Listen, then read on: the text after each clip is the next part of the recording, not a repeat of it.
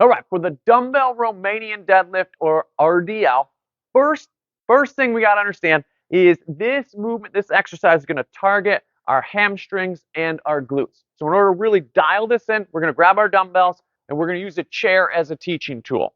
Our stance is going to be hip width, and we're going to begin with our butt just slightly on the chair. From here, we're going to take like 3/4 to like 1 step out.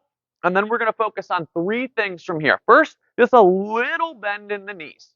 Second, core is tight, chest is out in that order. So don't go chest out and then core tight, because you're going to be overly extended at your back. We're going to start feeling this area, not what we want with this exercise. So slight bend in the knees, core is tight like we're ready for a punch in the stomach, chest slightly out. And then from here, as we keep the dumbbells nice and close to the body, we're going to push our butt back till we tap the chair. Then we're going to squeeze our glutes and stand.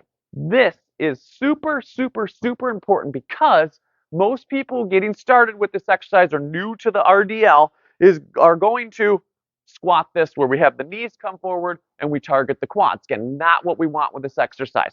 So if you're squatting this, you're not going to be able to tap your butt on the chair. All right, so again, knees are slightly bent, core is tight, chest is out.